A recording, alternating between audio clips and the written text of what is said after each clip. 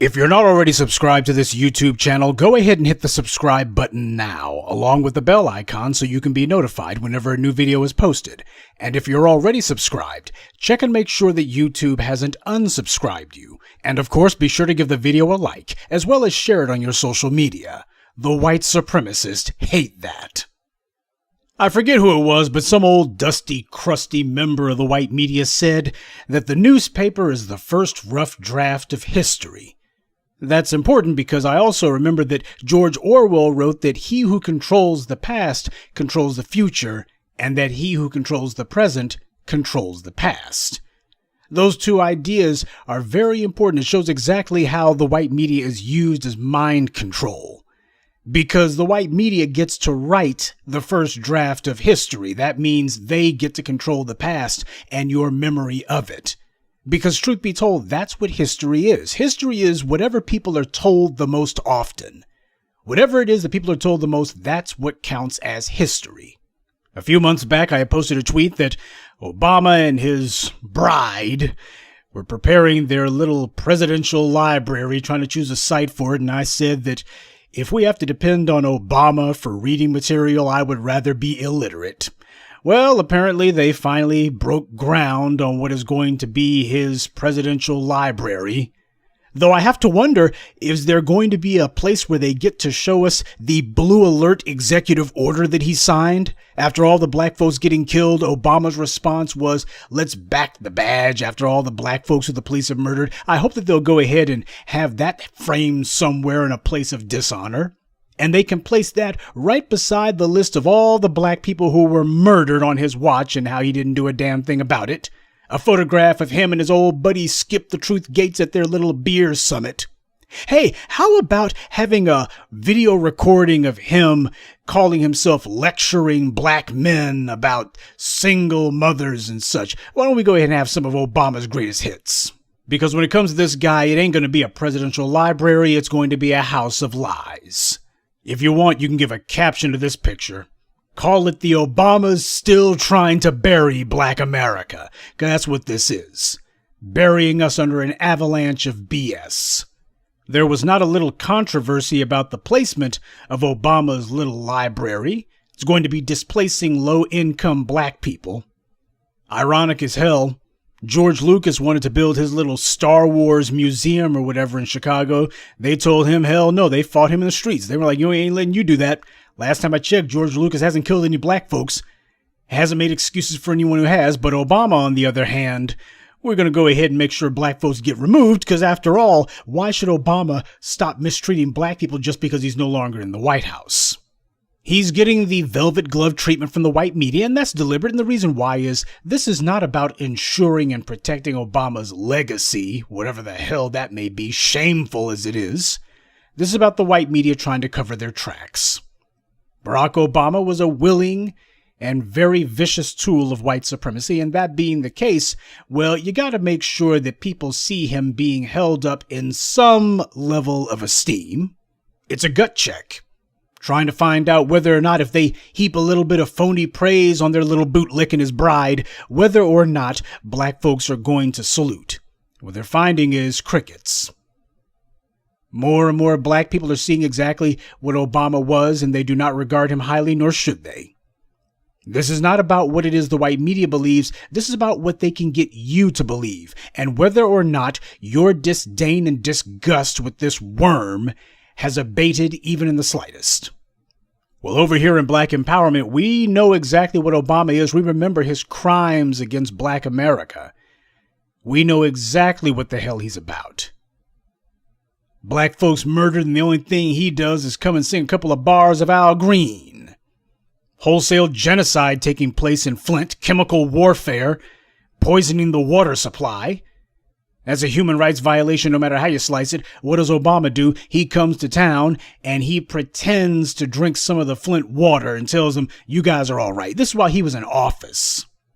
Nobody getting in trouble, no punishment, nobody getting taken to trial. That's what Obama did where black folks are concerned.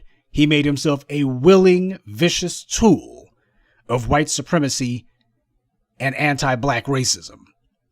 Whether or not this attempt to try to rewrite Obama's anti-black war becomes the official version of history depends largely on what we do. Making sure that people never forget exactly what Obama is and what he did. That falls to us. We were the targets and the victims of his crimes, and we must make sure that these crimes are never forgotten. Anytime his name comes up, people need to remember and know what the hell he did. Because as we make it where these bootlicks get called out consistently, as we start to identify and call out their paymasters and their little benefactors, the ones who are keeping these scumbags propped up, what happens is you're damaging their ability to operate. And when the individual in particular, when the tool in particular happens to be the allegedly most powerful man in the world, and then you point out this is what this scumbag's on, people start seeing him for what he is, and more importantly, they start getting disgusted with that, and they also begin to identify the methods being used to oppress them. White supremacy always uses its sophistication to try to figure out what are your buttons that they can push. Is there something they can do that can make it where hopefully whatever tool they use against you, you'll somehow see it as being too precious, or somehow you're not really able to go in on them, which means you don't get to defend yourself. I posted for you on Twitter about how you had that kid who had this little bizarre rant where he started off talking about how if you got money, you can make cash bail, and if you got good lawyers, you can get yourself out of trouble in court. And then he makes this just asinine diversion to O.J. Simpson of all people. And this, you got the white media, left and right, who are in complete agreement. Oh, this kid, he's so smart. Oh, he is just this kid. Oh, we like what this kid said. Both the left and the right white media were saying that. Never mind the fact that children simply repeat whatever the hell they're told. This is not some kid who apparently has some deep thoughts about American jurisprudence.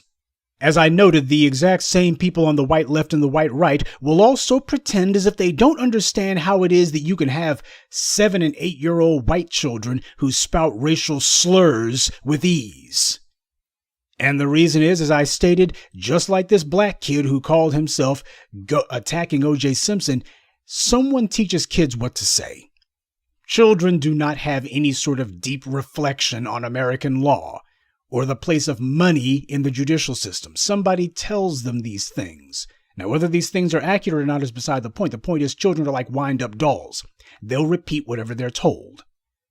But the idea from the white media is if we have a child, particularly a black child, who is spouting the white media line, then why, you can't argue with this. This is a black child, don't you see? Why, oh, isn't this cute? Isn't this so cute? Oh, isn't this innocent child? He understands how vicious and violent the black man is. That's what goes on with the white media. And we can't be bashful about calling this stuff out. We can't let the white media play some game of they're going to try to see if they can use some sort of tactics or some sort of maneuvers to make it where we are reticent to stand up for ourselves. Right is right and wrong is wrong, and both will be called out. Because, of course, Scooter Jr. didn't have anything to say about Bill Cosby. Unlike O.J. Simpson, Bill Cosby actually had some money, and that didn't keep him from getting put on trial 2 times with basically double jeopardy in all but name, and trumped up charges, which, by the way, had absolutely no legal validity, a judge who allowed complete, thorough, illegal material to be admitted into evidence, dirty witnesses, the whole 9. And Bill Cosby got convicted. Scooter Jr. doesn't say anything about that. And of course, this week, R. Kelly, not surprisingly, found guilty in federal court. By the way, I'm no R. Kelly defender. Problem happens to be, R. Kelly was not convicted based on what people have been told about him. He was instead convicted on something else altogether, racketeering. And what is he, selling illegal hooch across state lines? This is the point. Because if you ask Scooter Jr., who the white media was heaping praise on, if he could name even one white man who he believed had gotten off because he was rich, who had bought his way out of a prison sentence, if you ask him to name even one, he couldn't.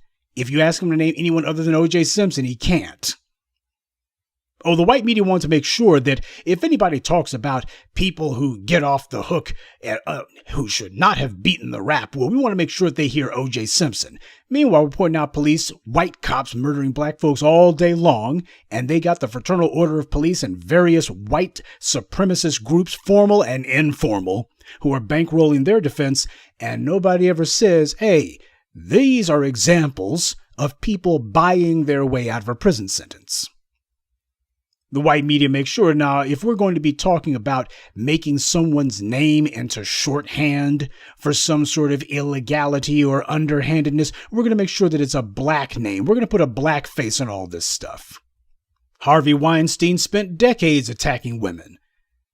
That guy's rich, but Scooter Jr. didn't say anything about that, and the rest of the white media doesn't bring that up either. This is a guy who was giving campaign donations to everyone, including the Clintons. Oh, but I'm sure that his name just skipped the little kid's mind, and it also skipped the white left and white right media's memory, too. Learn to recognize when they're trying to keep up a steady drumbeat against you. Learn to recognize when that tactic's being used. Because when Gayle King called herself trying to smear Kobe Bryant, people came down on her like the wrath of God, and rightly so. She found herself on the defensive very quickly, and Mammy Oprah had to crawl out from whatever buffet table that she was hiding under to defend her little buddy. And what they also did was they dropped that. Oh, they decided, okay, looks like that's not going to be something we can pursue. We're not going to be demonizing dead black men today, at least. Because of the pushback.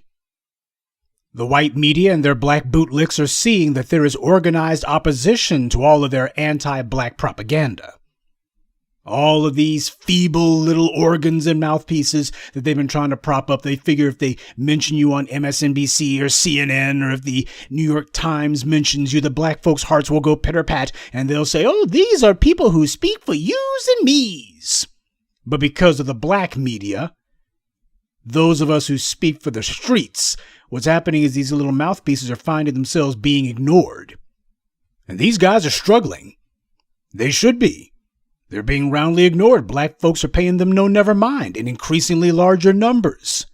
And they're not able to buy credibility, because that's how the game used to be played. They just have themselves with some Democratic donors, a couple of George Soroses or a couple of other individuals, sufficiently wealthy individuals, and they're going to set up a camera and a little sound stage for you and get some Negro in front of the camera who pretends as if they're operating in black folks' interests while they spew a straight white leftist line. They tell black folks the left side of white supremacy's dogma.